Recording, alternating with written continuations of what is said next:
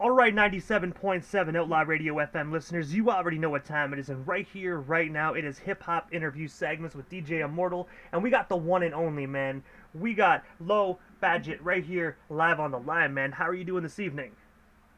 What's going on, baby? I'm good. The Big Wolf tuned in all the way from 717 Harrisburg, Pennsylvania, man. Thank you for having me. Hey, man, you are most certainly welcome. It's definitely an honor to have such a phenomenal, talented MC, man. You know, not a lot of MCs like yourself are still keeping it 100, man. So it's actually dope to hear some real, still dope to hear a real rugged, raw MC still doing his thing. Of course, bro. Of course. I mean, this is hip hop. That's the way that we gotta keep it. We gotta keep the essence true and alive at all times. You know what I mean? I'm a '90s baby, and you know they think that we don't want to keep bars alive no more, but you know we definitely do. We're still out here, you know. But I know you're a busy guy, man, so I'm going to jump right into this. But I want to take you back to the beginning of your amazing career this far. And I have to ask, man, what actually inspired you to get into the music industry initially? Because like I just said, man, you're so gifted at what you do, man. You're a phenomenal MC. Appreciate you, bro. It was a few things, but the biggest thing is my father, man. He's a legend out here from Pennsylvania. And the name is Lumberjack Blackson. When I was about 12 years old, he had a battle. He battled Shellyano out of Philly in the Two Raw for the Streets DVD era. And the battle just went crazy, man. Millions of views up on YouTube, and I seen that, and I knew he was going to one day want to pass the torch on to me, and, you know, I jumped right on it. I've been in the game ever since, you know. And I have to ask as well, did you actually get into rap battling as well? And if so, like, who was your first opponent? Yeah, I got into battles as well, but nothing at that height in hip hop. You know, I battled smaller people, local cats and things like that. He was going up against guys from Philly, New York. My area, my realm was more so in making the music. You know what I mean? But the battles that I did have, I will let you know I am undefeated. I'm definitely undefeated. And I gotta ask as well, like, do you actually thought is rap battling something you still do, or is that something you just have on the back burner for now? Nah. Me and my pops, we're both retired from the battle scene. Those guys, man, those guys are gifted individuals, super talented, and they put a lot of time into it. And it's just, you know, it was a road that we didn't really want to go down or continue. We saw the sport changing a little bit, and you know, we just stuck to continuing to create music and trying to elevate our careers in that way. So, you know, definitely salute, more power to those guys that did continue to battle. But like I said, we just chose to go a different route and just focus more on making songs and making tracks and trying to affect people in a different way, you know? And also as well, man, June 20th of 2019, you actually released a single, Heavy, featuring Messiah and KJ. I was wondering, can you shed some light on this phenomenal collaboration? And of course, what was it like just working with those two individuals in the studio? It's crazy, man, because that song Heavy, that's actually the first song that I dropped when I came seriously back into the game. You know, trying to get a little bit of a buzz going again. I had took like a 5-year hiatus, so making that record right there was big. Messiah is actually my cousin. He goes by Jaren Sims now. He switched up his name. That dude, man, he's a wonderful talent. KJ, that was actually the first record that he ever recorded.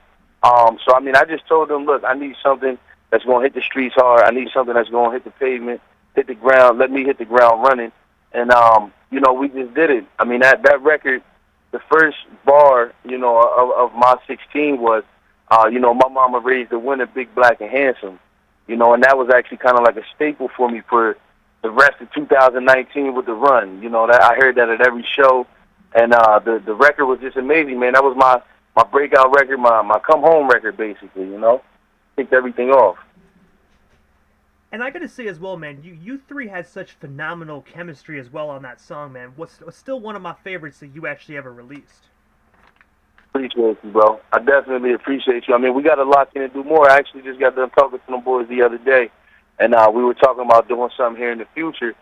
Believe it or not, me and KJ haven't done anything since, but me and Messiah, a.k.a. Jaren Sims, me and him, we have another record that's on that same album. It's called Barbershop Talk. And that was just basically all bars, raw hip-hop, straight to the point bars.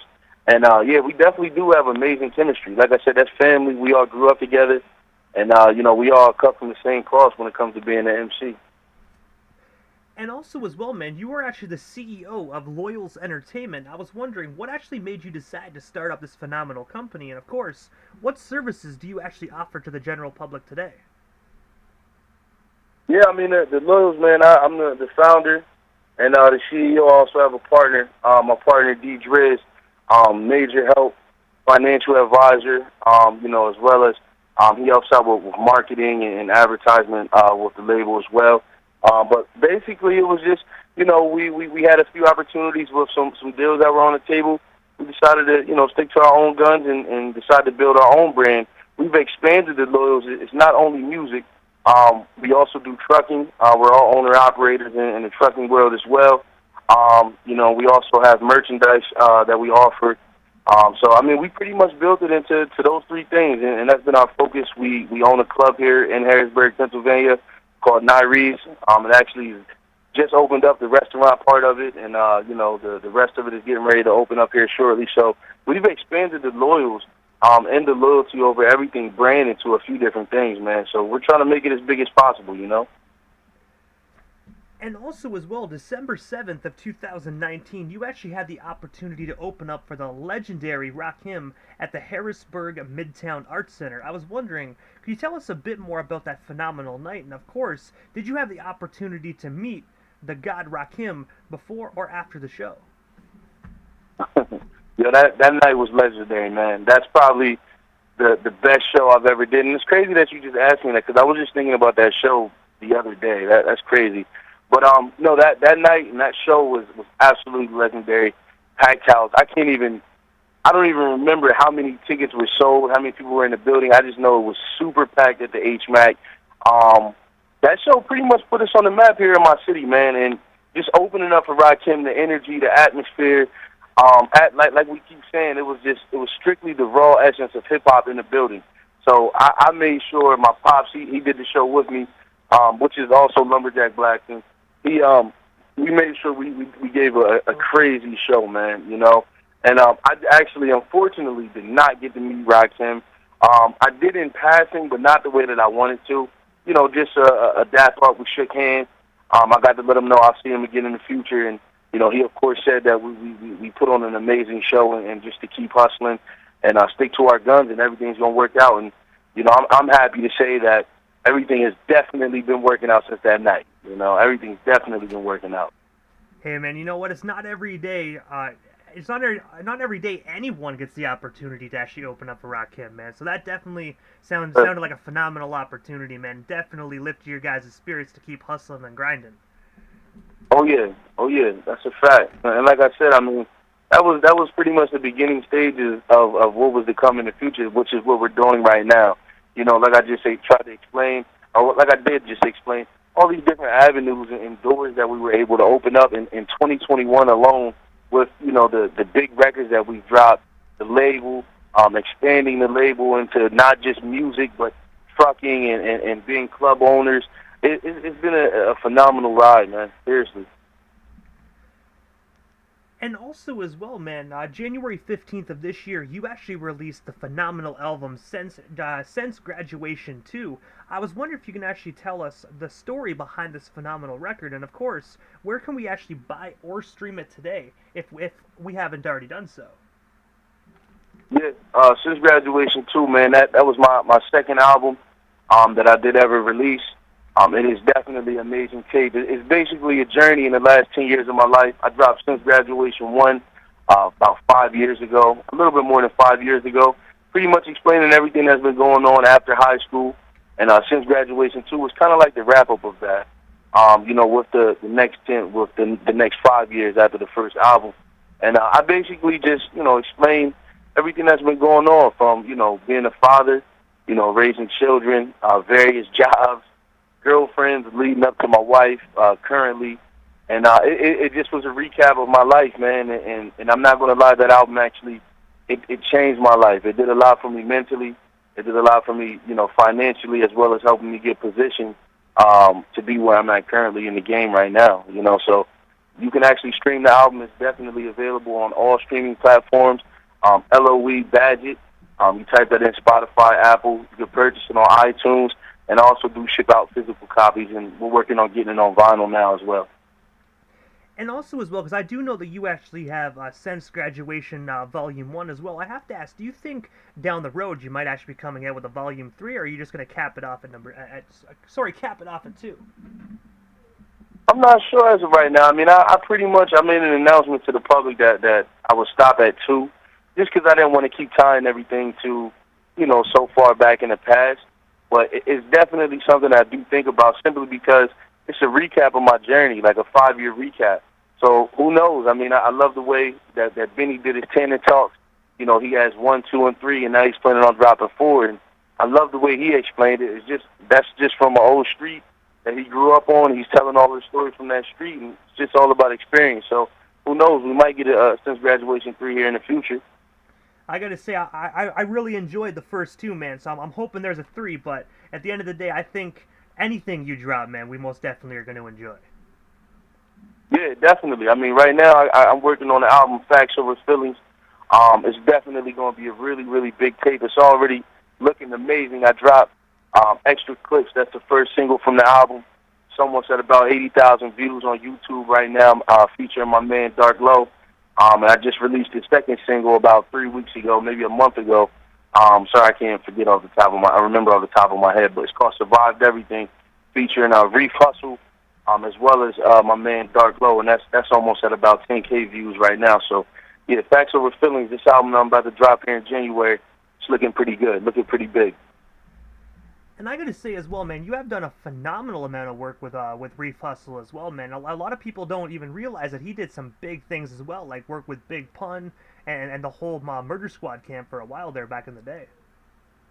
Of course. I mean, Reef is my brother, man. The crazy part is, in the process of me making this current album that I'm getting ready to release in January, Facts Over Feelings, I had the pleasure of meeting Reef about a year ago. He came to the studio to lay down the verse for me. Our relationship it blossomed from there. He became my brother since then. I definitely look at him as family. I seek wise counsel from him. And, he's grown to be a serious and major affiliate of the Loyals. And, his history is phenomenal. I mean, I learned so much from him, not only just, working with Big Pun, but being in the camp, in the Terror Squad camp with Fat Joe, and, his most recent work with Fred the Godson, TBM. That's his brother as well, and I look at Reef the same way. For me, that's the big dog right there, And also as well, on January 31st, 2021, you were actually featured on CBR Coop's single Big Moves, alongside Giggs as well. I was wondering, could you tell our listeners a bit more about that collaboration, and of course, how did you get connected with those 2 phenomenal individuals? Yeah, well, I mean, as everyone's going to see here, in the future, as it continues to roll out and lay out, this is a family operation, man. Giggs, he's actually a producer. He made the record. He came up with the idea for the record. That's actually my best friend. That's my brother, man. We've been together since we were children. The same thing with CBR Coop. CBR Coop put me in the studio. I actually wasn't even supposed to be on the record, but he's not really a rapper. CBR Coop is in a lane of his own. He just started rhyming, started flowing after Giggs gave him the idea, pulled me right into the booth and told me I had to do my thing as well. And, I mean, hey, history was made after that. It became a really, really good record, man, an amazing record. And I gotta say as well, man, I'm definitely looking forward to what you guys actually bring to the table together, man. Because I've been seeing a lot of pictures on Instagram of all 3 of you guys together, man. So I can only imagine what you guys actually have in the pot stirring up. Oh yeah. We got some really, really good work going about to hit the streets here soon. I mean, as you can see, if you do check out the Instagram, we're moving around a lot right now, man. We're moving around a lot, and Giggs is working hard to produce records not only for us, but to expand his sound and get his sound out to other artists. So he's got, he just dropped a record with Low Versus, which is a phenomenal record as well. So, I mean, we're doing a lot, man. We got a lot getting ready to come, a lot getting ready to hit. CBR Coop and Giggs are also featured on Facts Over Feelings as well. And also as well, man, November 12th of 2021, so just this year, you actually performed at the Takeover Volume 1 in Harrisburg, Pennsylvania. I was wondering, man, what was it like actually getting back on stage after the year and a half, almost 2-year lockdown? And of course, do you have any more concerts coming up that you want to let our listeners know about, and maybe they can snag themselves some last-minute tickets? Yeah, I mean, the takeover was amazing, man. It felt good. It felt good, you know, getting back out here and getting onto the scene. I'm blessed to be a part of any show that anyone reaches out and wants me to, you know, come through and perform, me and my camp. Simply because, man, having to sit down for that year and dropping that album, it just really felt like I had no escape, no release for it. You know what I mean? And finally being able to put on in front of a crowd of my peers and, you know, people that love hip-hop, it was definitely an amazing feeling. As of right now, I don't have anything booked up on the calendar as far as shows go. Like I said, I've just been, you know, in album mode, just trying to crank out the tape. It's something that I've really been focused on, so I'm kind of limiting, you know, the amount of shows that I'm taking right now. But I'm still open and available to the right ones, you know. But also, I have to ask, man, what is next for yourself? Is there anything we happen to miss during this broadcast? Anything else you still want to talk about or promote? Well, we still got you here live on the Canadian FM dial this evening. Yeah, I mean, we got a lot coming. Like I said, we're getting ready to open up the club. You know, Nyrie's here in Harrisburg, Pennsylvania. That's a little bit of ways from you, but hey, whenever anyone's stopping through Pennsylvania, it's going to be a staple here. Dropping the album Facts Over Feelings. Got a lot more coming. I'm actually working on a collab tape right now with Ramen Beast. He's from Russia. We're looking at getting that out, you know, a little bit after February or a little bit into February. So, I mean, we're just hustling right now, trying to expand, trying to keep on growing the label and, you know, looking for a few more artists to add that are pretty dope and getting Lumberjack Blackson's album out, as well as, you know, my brother Reef Hustle getting his tapes out. So, I mean, it's nothing but hip-hop, baby. It's just all about expanding and grinding and growing. You know, that's pretty much what the future holds for us, going to the top, you know? And also, this is the time in the interview, right before I wrap things up, that I give a chance for the individual that slides through the radio station airwaves. This is a chance to give, like, shout-outs to whomever they want to give shout-outs to, but most of all, your social media handles. That way our listeners can follow you and stay updated on everything you got going on if they're not already doing so. Yeah, well, I mean, I didn't give a shout-out to pretty much everybody that's involved in my camp. If I forgot anybody, you know, they know what it is. D-Drez, Lumberjack Blackston, Reef Hustle, Gigs, CBR Coop, Low Versus, Valley Boy. I love all y'all. We the loyals. And, you know, you can find me on Instagram, Facebook, Twitter, all Loe Badgett, Loe Badgett, Instagram, Facebook, and Twitter. And that's it. I'm the Big Wolf, you know. Reporting live from 717 Harrisburg. And I gotta say, first and foremost, man, thank you so much for just giving us a bit of your time here this evening and just sliding into the 97.7 FM airwaves, man. It definitely was an honor and most definitely a privilege, man. And hopefully down the line we can make this happen again sometime soon. Yes, sir. You already. Thank you for having me, baby. Low Gang Badgett. I'm back at it. The Big Wolf. Ah. You already know, brother. Most definitely. Have yourself a wonderful night. You too, boss. Bye-bye.